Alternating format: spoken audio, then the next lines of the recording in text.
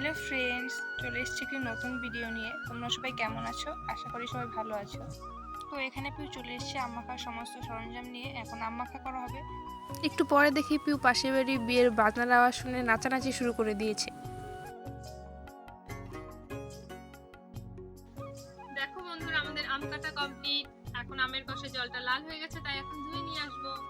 আগের আমগুলো সব পচা বেরিয়েছে, তাই নতুন করে আবার আম কাটা হচ্ছে।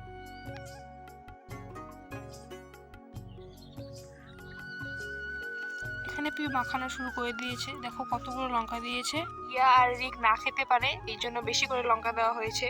আমি খেতে পারি। মাখানো কমপ্লিট। দেখো আম মাখা খেয়ে সবাই কেমন এক্সপ্রেশন দিচ্ছে।